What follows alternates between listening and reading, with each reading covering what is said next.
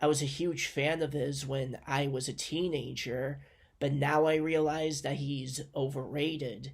There's a reason why people of his own lifetime thought he was a kook, and why his book sales figures were unremarkable, and why he died in a nut house he lived in towards the end of his life. So the two things that call that into question for me is one, the way he speaks about women.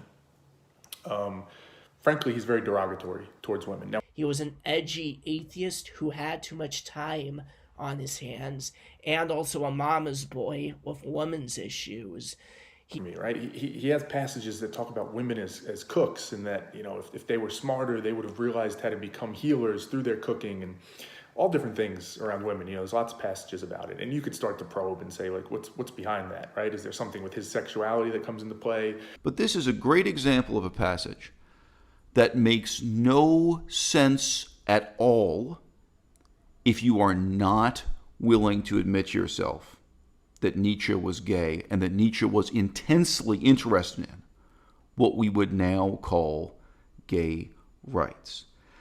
Did he not have success with women? Was he in love with a woman and they didn't love him back? The only women he could seduce were whores who ultimately gave him the STD, that gave him the dementia that ultimately took his life. So much for what doesn't kill you, what makes you stronger. This reading of Nietzsche is not really entirely wrong. He's kind of whiny, misogynistic, self-indulgent some of the time.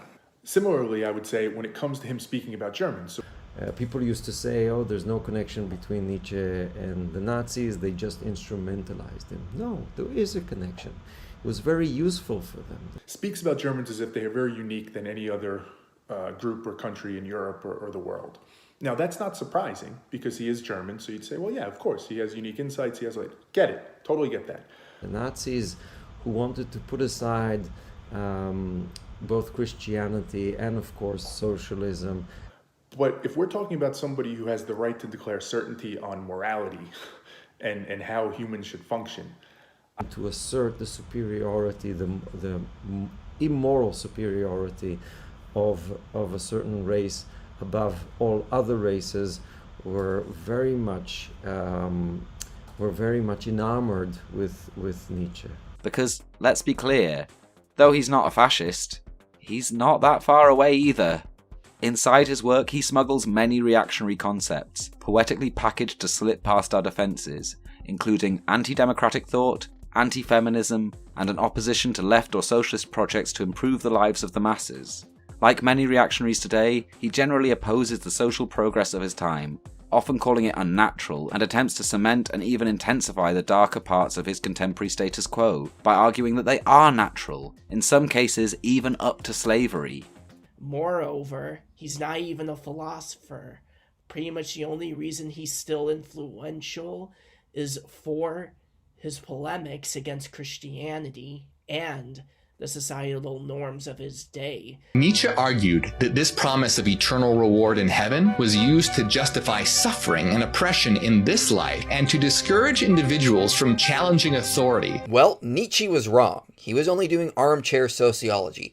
Actual research demonstrates the opposite is true. Robert Woodbury's model demonstrated that Christian missionary activity influenced the rise and spread of stable democracy around the world, as well as initiating the development and spread of religious liberty, mass education, mass printing, newspapers, voluntary organizations, and colonial reforms. Roland Casero's model. Mass female education. So there is no reason to think Friedrich Nietzsche was accurate in his assessment of Christianity. On that note, to address quack Professor Peterson, a Nietzschean Christian is an oxymoron. There's also another type of guy whose second favorite philosopher is Nietzsche. We're going to call him Greg. Greg's male, 20, and he's watched a few YouTube videos on Nietzsche, listened to some lectures, maybe read some quotes, maybe even read a book. The only people who get anything out of him in this day and age are immature men. Greg sees himself in Nietzsche's writings. When Nietzsche talks about his brilliance going unrecognized, when he talks about the rest of people being herd animals, and when Nietzsche describes the difficult road that those with great intellect are forced to walk alone.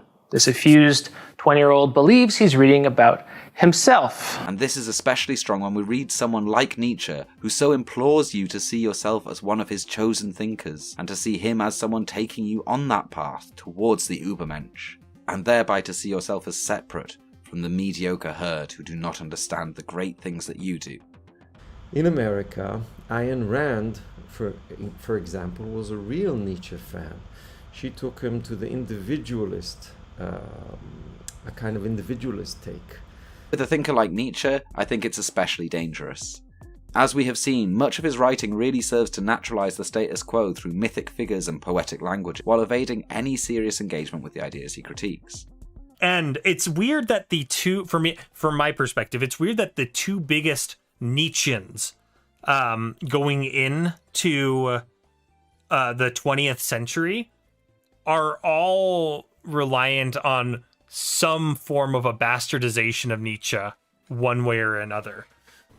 Because, the postmoderns have the proper understanding of Nietzsche, because Nietzsche is a modernist, but the seeds of postmodernism are there in that.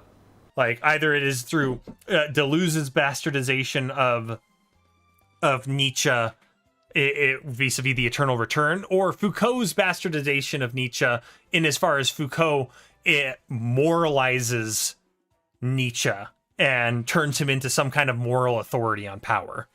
If everything is will to power, if truth or will to truth is just an expression of the will to power, then you end up with someone like Foucault, who says that all truth, all organizations of society are just power relations. Actually, we're surrounded by Nietzsche's philosophy.